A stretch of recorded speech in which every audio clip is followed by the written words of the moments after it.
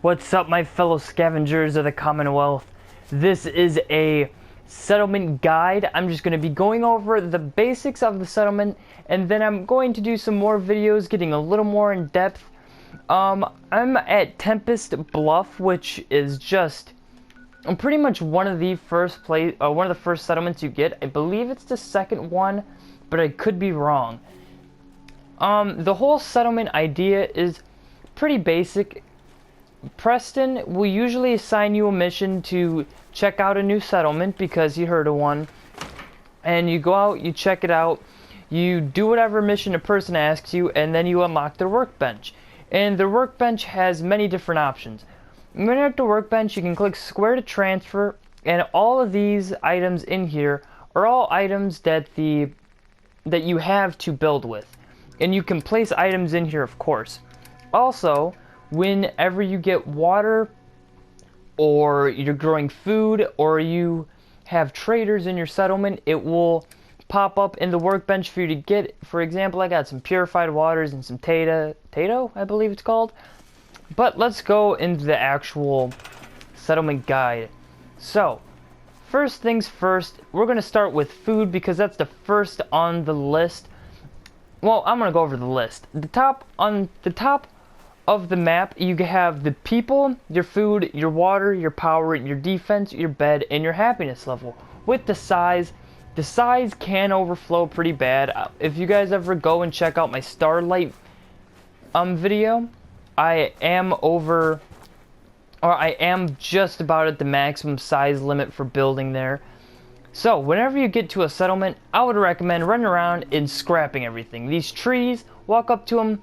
If you're playing PS4, click square. Playing Xbox, click whatever Xbox button it is, and you just scrap everything in the area just so you can get those extra materials. Sometimes there's trees and all sorts of stuff. Or not trees, cars, anything, branches, sticks, tin cans, just scrap it. Alright, so we're going to start with people, actually.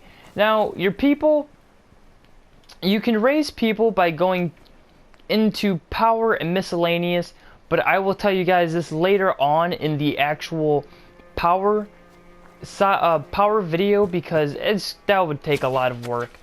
I'm gonna go over food first. So obviously your people need food, so you're gonna have to go to resources in the settlement building and then go into food.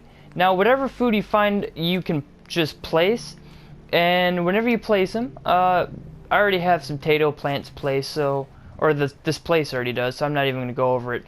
But you're going to have these plants here, or not plants, but your food here.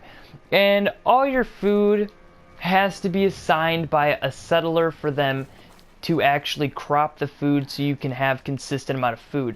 To assign a settler, you have to walk up to one of the settlers, click X, and then you click X to command, and then you point it at what you want them to do, and then you'll click X to assign. Now she's already assigned to these plants, and you can tell because the plants are all lit up behind her. Whenever you point at the person, their items will light up. That's basically the food. Food's not too complicated, but you are going to want a decent amount of food. Next is water. You can have many different types of water purifiers. You can get the water purifier, which needs to be placed in water. It also needs power to work. Or you can have the basic water pump that everybody has in the beginning of the game. I would recommend putting in a couple water pumps because your settlement needs water. Also, you can get purified water from your water pumps, which can add up to be a lot of money's worth of water after a while. Now that we've gone over power and water, we're going to skip, or not power and water, food and water. We're going to skip power for a complete different video because there's a lot to know in power. And we're going to go straight into defense. Your village's defense is pretty important because if you get hit by some raiders, well, you're going to need a defense to help. You can set up a guard post if you want to, but guard posts do have to be assigned, so that is one less settler you can have assigned to maybe food or any other type of thing. And one settler can be assigned to 3 guard posts at a time. Guard posts, in my opinion, are the least efficient actual source of defense, and I would recommend always building a turret. There's many different types of turrets with, you got spotlights, you got heavy machine guns and machine gun turrets. I'm just going to put 2 heavy machine gun turrets in this place. Now, when you can tell, when I click X, the defense went from 0 to 8. That's very good, especially if it's your first, or especially if it's just a random settlement, you just need a little bit of defense in. I would just throw 1 machine turret in there. But I threw 2 heavy machine turrets in here, bringing the defense to 16.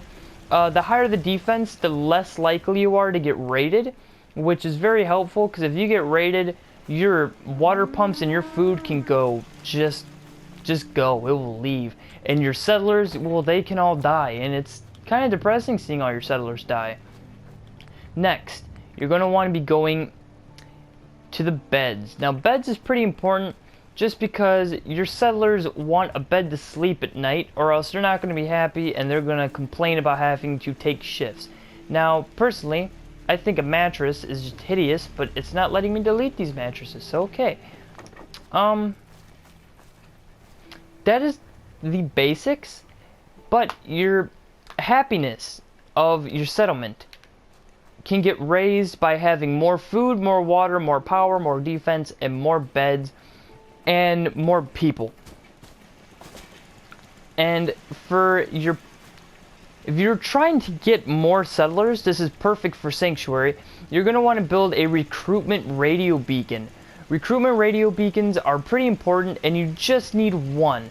So you have to place 1 recruitment radio beacon, and then you have to go into power and then the miscellaneous for that. Then go into generators and place 1 generator next to it. When you place a generator, you're going to have to connect the generator to the beacon. So click triangle to attach a wire, and then you're going to attach the wire onto the radio beacon. Now, a wire just needs 1 copper. If you guys were wondering, if it says you don't have the necessary materials, they're called 1 copper wire. Once you do that, run up to your radio beacon and either flip it on or flip it off, depending on, you know, whatever you want. If you want more settlers or if you don't. Next, always build a decent shelter for your settlers. This is just the default house that came here. It's pretty ugly in my opinion. If you're just trying to build a house and you haven't built one yet, just kind of build around, like right here.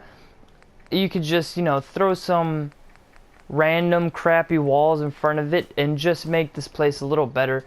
Now make sure whatever is green on your game, make sure it's, or my bad, whatever's red on your game, make sure it's green, because red's never good. Now my people just went from 2 to 4 pretty much instantly, which is really good, so I'm going to throw 2 more beds in here. Now, the more beds and material you have, the more people that will come to your place, and I believe the amount of people you can have is, the max is 20, and I think it's your charisma plus 1, or maybe plus 2, whatever your charisma level's at.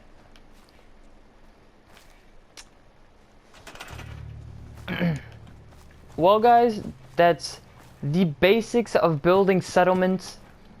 Please hit that like button and please leave a subscription if you liked the video. And I will see you guys in the Commonwealth somewhere.